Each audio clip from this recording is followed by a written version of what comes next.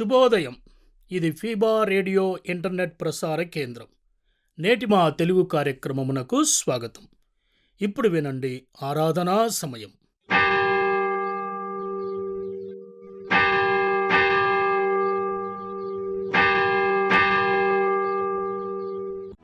ఆరాధనా సమయం.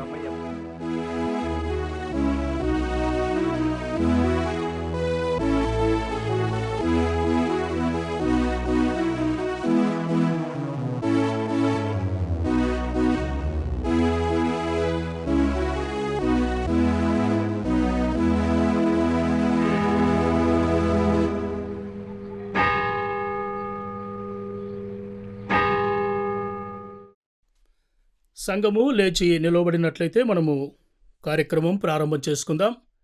సమస్త దేశములారా యెహోవాకు ఉత్సాహధ్వని చేయుడి, సంతోషముతో యెహోవాను సేవించుడి, ఉత్సాహగానము చేయుచు ఆయన సన్నిధికి రండి. అలాగే మనమందరము నిలవబడి ఉండగా తెలియక వారు సిలువ వేశారు అనే పాట పాడుతూ దేవుణ్ణి మహిమపరచుదాము.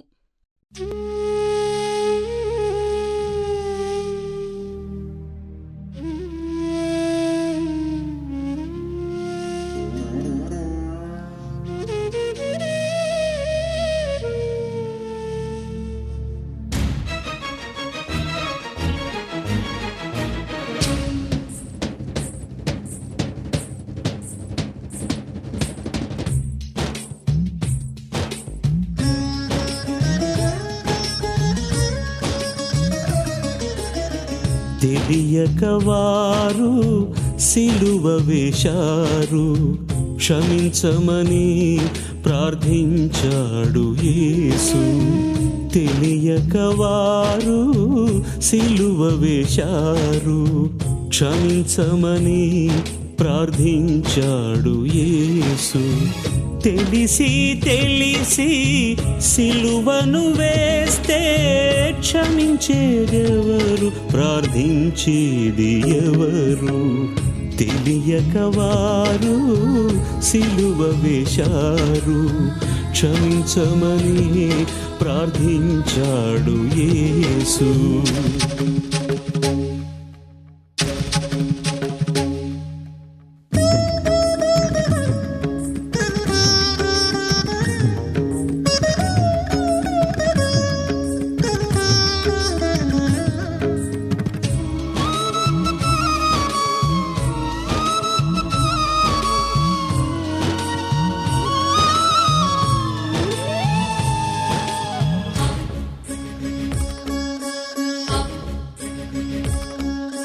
తిండి కోసము జ్యేష్ఠత్వమును అమ్ముకున్నాడు ఏశావు, వెండి కోసము శిష్యత్వమును అమ్ముకున్నాడు ఆ యూదా. ఎవరి కోసం క్రైస్తవ్యమును అమ్ముకుంటాము మనము?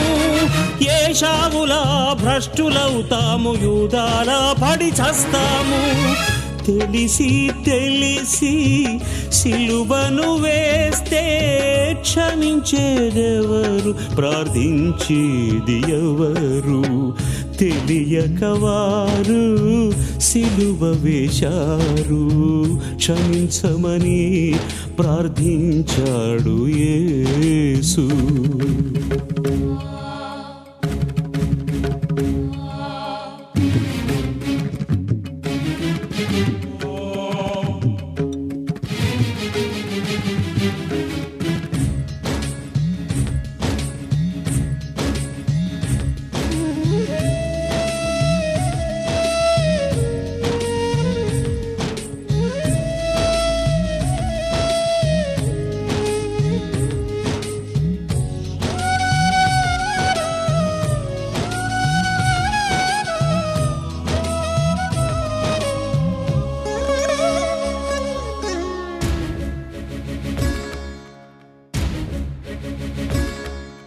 పదవి కోసము ప్రభువు యేసును అమ్ముకుంటారా ఓటు నోటుకు?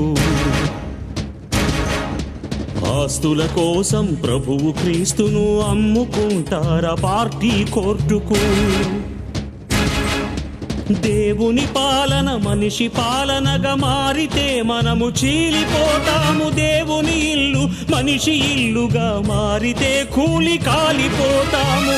తెలిసి తెలిసి సిలువను వేస్తే క్షమించేదెవరు, ప్రార్థించేది ఎవరు? తెలియక వారు సిలువ వేశారు, క్షమించమని ప్రార్థించాడు యేసు. తెలియక వారు సిలువ వేశారు, క్షమించమని ప్రార్థించాడు యేసు. తెలిసి తెలిసి సిలువను వేస్తే క్షమించేదెవరు, ప్రార్థించేది ఎవరు? తెలియక వారు సిలువ వేశారు, క్షమించమని ప్రార్థించాడు యేసు. అలాగే నిలబడుకొని ఉండగా ఇప్పుడు మనము కీర్తనల భాగమును ఉత్తర ప్రత్యుత్తరములుగా చదువుకుందాం. 52వ కీర్తన 1 నుండి 9 వచనాలు మనమందరం కలిసి ఉత్తర ప్రత్యుత్తరములుగా చదువుకుందాం. మొదటి వచన ప్రారంభం. శూరుడా, చేసిన కీడును బట్టి నీవెందుకు అతిశయపడుచున్నావు? దేవుని కృప నిత్యముండును. మోసం చేయువాడా, వాడిగల మంగళ కత్తివలే నీ నాలుక నాశనము చేయ ఉద్దేశించున్నది. మేలు కంటే కీడు చేయుటయు, నీతి పలుకుట కంటే అబద్ధము చెప్పుటయు నీకిష్టము. కపటమైన నాలుక గలవాడా, అధిక నాశనకరములైన మాటలే నీకు ఇష్టము. కావున దేవుడు సదాకాలము నిన్ను అనగగొట్టును, నిన్ను పట్టుకొని ఆయన నీ గుడారములో నుండి నిన్ను పెళ్లగించును, సజీవుల దేశములో నుండి నిన్ను నిర్మూలము చేయును. నీతిమంతులు చూచి భయభక్తులు కలిగి ఇదిగో, దేవుని తనకు దుర్గముగా నుంచుకొనక తన ధన సమృద్ధి యందు నమ్మికయుంచి తన చేటును బలపరుచుకొనినవాడు వీడేయని చెప్పుకొనుచు వానిని చూచి నవ్వుదురు. నేనైతే దేవుని మందిరములో పచ్చని ఒలివ చెట్టు వలె నున్నాను. నిత్యము దేవుని కృపయందు నమ్మిక ఉంచుచున్నాను. చివరి వచనం అందరం కలిసి చదువుకుందాం. నీవు దాన్ని నెరవేర్చితివి గనుక నేను నిత్యము నిన్ను స్తుతించెదను. నీ నామము నీ భక్తుల దృష్టికి ఉత్తమమైనది, నేను దానిని స్మరించి కనిపెట్టుకుందును. ఈ దినము కొరకు ఏర్పాటు చేయబడిన లేఖన భాగమును చదవగా మనము విందాము. కీర్తనలు 52:8 నేనైతే దేవుని మందిరములో పచ్చని ఒలీవ చెట్టు వలె నున్నాను. నిత్యము దేవుని కృపయందు నమ్మిక ఉంచుచున్నాను. అలాగే నిలబడుకొని ఉండగా ఈ దినము కొరకు ఏర్పాటు చేయబడిన వాక్య భాగమును చదవగా విందాము. యోహాను సువార్త 13:23 ఆయన శిష్యులలో యేసు ప్రేమించిన ఒకడు యేసు రొమ్మున ఆనుకొనుచుండెను. ప్రియ సంగమా, ఈ దినమున మనకు దైవ వర్తమానం అందించువారు సహోదరులు దేవప్రియం యేసుదాస్ ఆరోగ్యవరం. వీరిప్పుడు వర్తమానం అందించాలని కోరుచు సమయాన్ని వారికి అప్పగిస్తూ ఉన్నాం. క్రీస్తునందు మా ప్రియమైన ఆరాధన సమయం శ్రోతలందరికీ మా శుభాభివందనములు. దేవుడు మిమ్మును మీ కుటుంబములను మెండుగా దీవించునుగాక. ప్రియమైన దైవజనమా, నేటి మన ఆరాధన అంశము గాయములొందిన పచ్చిమ్రాను. గాయములొందిన పచ్చిమ్రాను. ఈ అంశమునకు దగ్గరగా ఉన్న ఒక శ్రేష్టమైన మాట కీర్తన 52:8 నేనైతే దేవుని మందిరములో పచ్చని ఒలీవ చెట్టు వలె నున్నాను. నిత్యము దేవుని కృపయందు నమ్మిక ఉంచుచున్నాను. దావీదు తనను ఒక పచ్చని ఒలీవ చెట్టుకు పోల్చుకుంటున్నాడు. నేటి మన ఆరాధన ప్రత్యేకాంశము వారు పచ్చిమ్రానుకే ఇలాగు చేసినడలా ఎండిన దానికేమి చేయుదురో. లూకా 23:31 వారు పచ్చిమ్రానుకే ఇలాగు చేసినడలా ఎండిన దానికేమి చేయుదురో అని చెప్పాడు. యేసు సిలువ వేయబడుటకు వెళ్ళుచుండగా తన వెంబడి దుఃఖించుచు వెంబడిస్తున్న స్త్రీల వైపు చూస్తూ ఈ మాట చెప్పారు. For if they do these things in a green tree, what shall be done in the dry.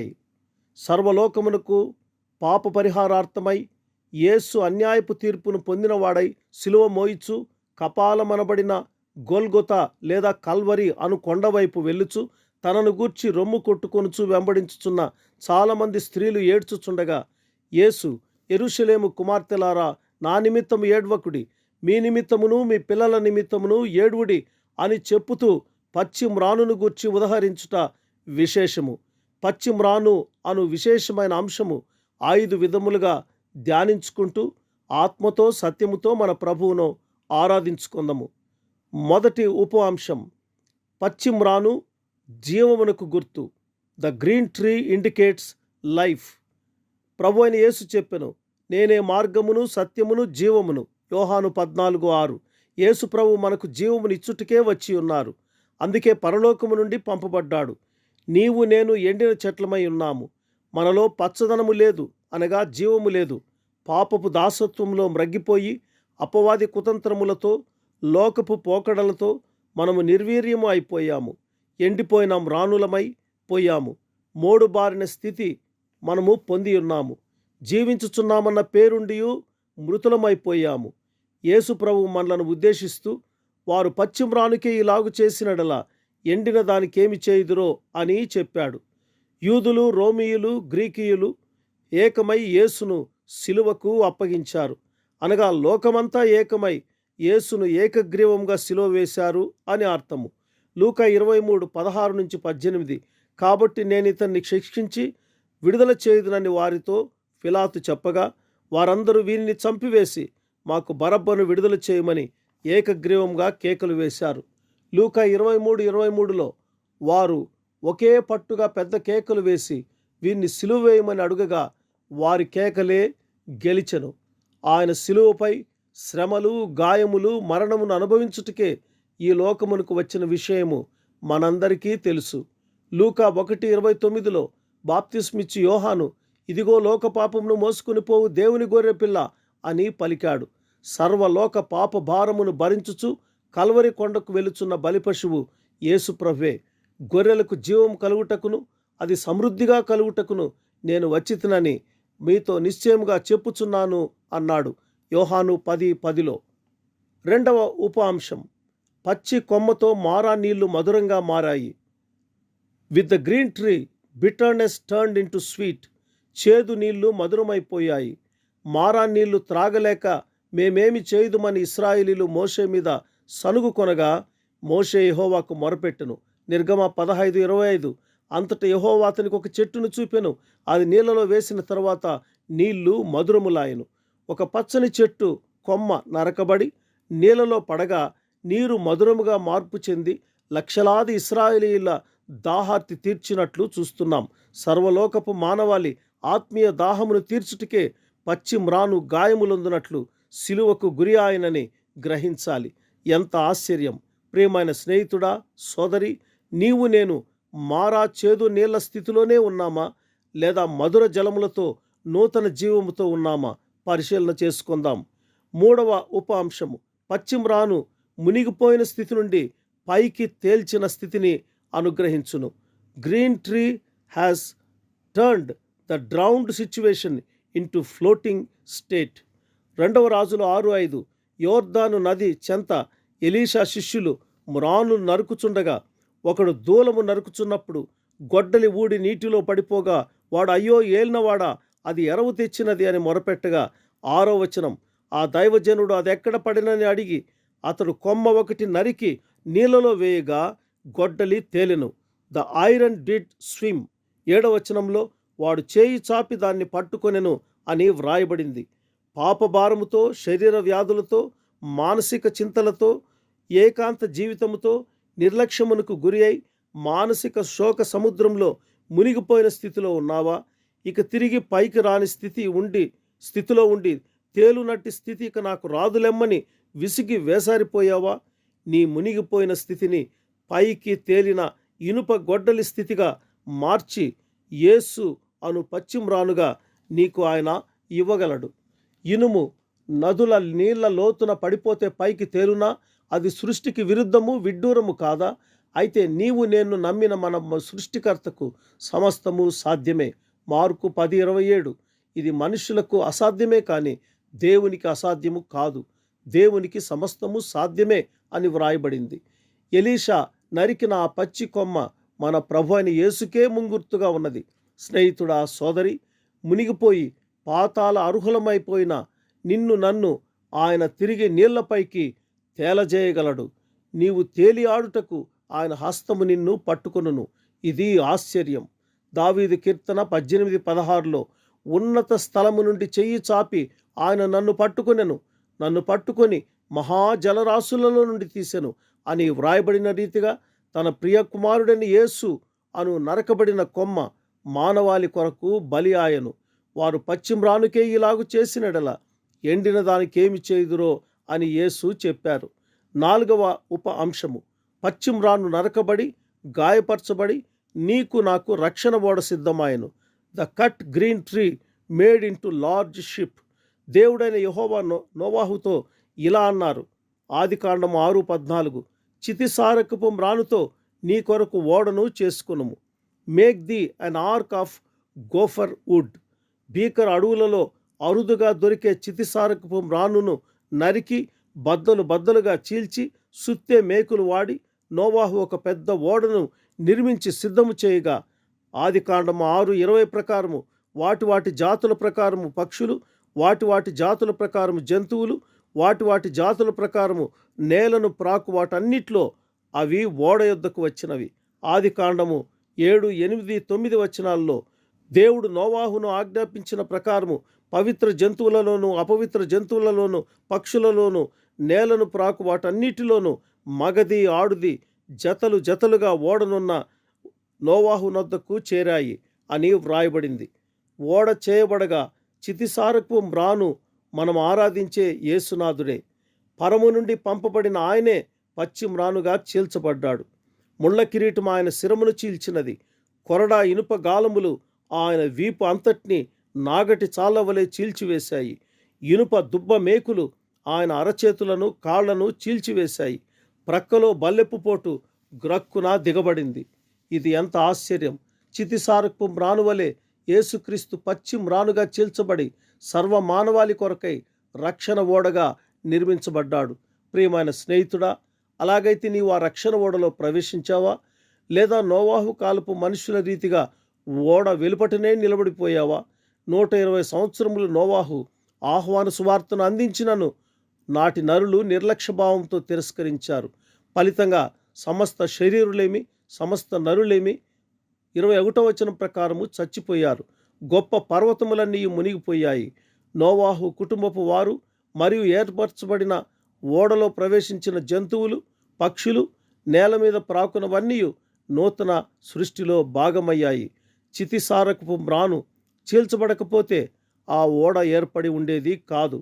పశ్చిమ్రాను గాయపరచబడింది, చీల్చబడింది, రక్షణ ఓడ సిద్ధమైంది. సుమా, ఎంత ఆశ్చర్యం! నీవు సురక్షితమైన ఆ ఓడలో ఆయన సంరక్షణలో దాగి ఉన్నావా? అయితే ధన్యుడవే, ధన్యురాలవే. ఆదికాండము 7:1, ఈ తరము వారిలో నీవే నా ఎదుట నీతిమంతుడవై ఉండుట చూచితిని గనుక నీవును నీ ఇంటి వారును ఓడలో ప్రవేశించుడి అని వ్రాయబడి ఉంది.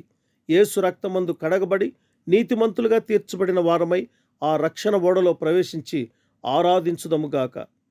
నోవాహు పంపిన పావురము ఓడ దగ్గరికి తిరిగి రాగా దాని నోట త్రుంచబడిన ఒలీవ చెట్టు కనపడింది.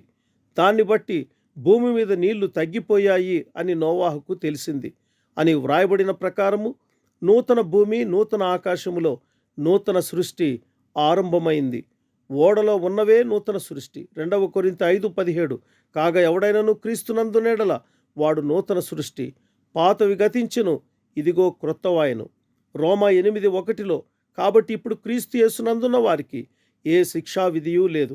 ప్రియమైన స్నేహితుడా, సోదరి, పశ్చిమ్రాను అయిన యేసు ప్రభు నీ ప్రతి పాపమును ఆయన మోసుకొని గొల్గొతా పర్వతమునకు పోయాడు. 1 పేతురు 2:24లో మనము పాపముల విషయమై చనిపోయి నీతి విషయమై జీవించినట్లు ఆయన తానే తన శరీరమందు మన పాపములను మ్రాను మీద మోసుకొనెను. ఆయన పొందిన గాయముల చేత మీరు స్వస్థత నొందితిరి. శిలువ మ్రాను అన్నది మానవులకు రావలసిన పాపశిక్ష అయితే పశ్చిమ్రాను అన్నది మన పరమ పవిత్రుడైన యేసు రక్షకుడే అని గ్రహించవలెను. ప్రియమైన విశ్వాసి, నేటి మన లెంటు దినములలో శ్రమకాలపు దినములలో పశ్చిమ్రాను ఎంత వాస్తవిక సత్యము. 5వ ఉప అంశము, ఎండిన మ్రాను చిగురు పెట్టును. Dried tree log will sprout. Or will blossom.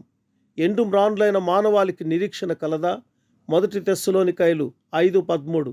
నిరీక్షణ లేని ఇతరుల వలె మీరు దుఃఖపడకుండా నిమిత్తము అని వ్రాస్తూ 14:16లో యేసు మృతి పొంది తిరిగి లేచినని మనము నమ్మినడల అదే ప్రకారము యేసునందు నిద్రించిన వారిని దేవుడు ఆయనతో కూడా పెట్టుకుని వచ్చును.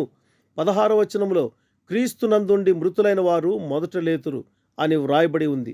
యోబు 14:7 వృక్షము నరకబడినడల అది తిరిగి చిగుర్చుననియు దానికి లేత కొమ్ములు వేయుననియు నమ్మకము కలదు.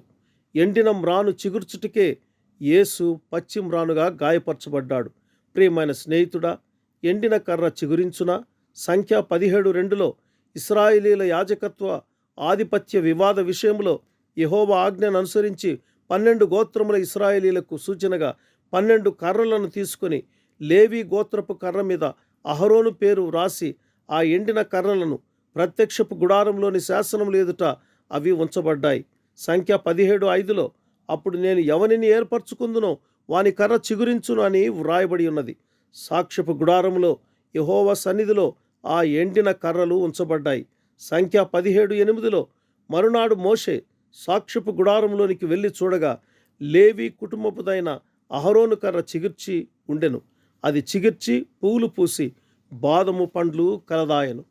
ప్రియమైన స్నేహితుడా, సోదరి, ఎండిన నీ స్థితిని ఆయన చిగురింపజేసి పుష్పింపజేసి ఫలములను సైతం ఇచ్చి జీవింప చేయగలడని నమ్ముచున్నావా? దిగులు పడవద్దు, దుఃఖించవద్దు. చిగురు పెట్టు స్థితి నీకు తిరిగి ఇవ్వగలడు. మన ప్రభు ప్రాణప్రియుడు యేసయ్య మాత్రమే దాన్ని చేయగలడు. ఆయన స్తుతించి ఆరాధించుదాము. పచ్చిమ్రాను అయిన యేసు మనకు జీవమును తెచ్చాడు. పచ్చిమ్రాను అయిన యేసు చేదు నీళ్లను మధురముగా మార్చాడు. పచ్చిమ్రాను అయిన యేసు మునిగిపోయిన మన జీవితాలను తేలజేశాడు. పచ్చిమ్రాను అయిన యేసు నీకు నాకు రక్షణ ఓడను సిద్ధపరిచాడు. పచ్చిమ్రాను అయిన యేసు ఎండిపోయిన మన జీవితాలను చిగురింపచేసి పుష్పింపచేసి ఫలములనిచ్చు స్థితికి ఆయన తెచ్చాడు. ఇది ఎంత ఆశ్చర్యం! వారు పచ్చిమ్రానుకే ఇలాగు చేసినడలా ఎండిన దానికేమి చేయుదురో. పరిశుద్ధాత్మ దేవుడే మనందరినీ ఆశీర్వదించునుగాక. ఆమెన్. దేవుడు తన వాక్యమును మన వినికిడిలో దీవించునుగాక. ఇప్పుడు మనమందరము కలిసి ప్రభు నేర్పిన పరలోక ప్రార్థనను మనం చెప్పుకుందాం. పరలోకమందున్న మా తండ్రి, నీ నామం పరిశుద్ధపరచబడునుగాక, నీ రాజ్యము వచ్చునుగాక, నీ చిత్తము పరలోకమందు నెరవేరుచున్నట్లు భూమి యందు నెరవేరునుగాక. మా అనుదిన ఆహారం నేడు మాకు దయచేయము. మా రుణస్థులను మేము క్షమించున్న ప్రకారము మా రుణములను క్షమించుము. మమ్మల్ని శోధనలో నుండి తేక దుష్టు నుండి మమ్మల్ని తప్పించుము. ఎందుకనగా రాజ్యము, బలము, మహిమ నిరంతరము నీవై ఉన్నవి తండ్రి. ఆమేన్.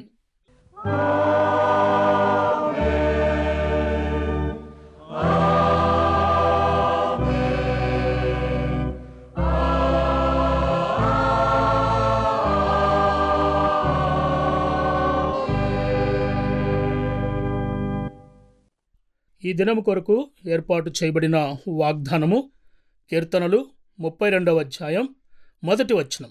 తన అతిక్రమములకు పరిహారము నొందినవాడు, తన పాపమునకు ప్రాయశ్చిత్తము నొందినవాడు ధన్యుడు. ప్రియ దైవజనమ, ఇంతటితో ఈ కార్యక్రమము ముగిసింది. ఈ కార్యక్రమాన్ని గురించి మీ సలహాలు, మీ అభిప్రాయములకై మమ్మను సంప్రదించవలసిన మా మెయిల్ ఐడి info@fibaonline.org. మొబైల్ సంఖ్య 9480585039. మరలా వచ్చే ఆదివారం ఇదే సమయానికి మనమందరము కలుసుకుందాం. అంతవరకు దైవాశీస్సులు, ప్రభు కృప మీకు తోడయుండునుగాక. ఆమెన్.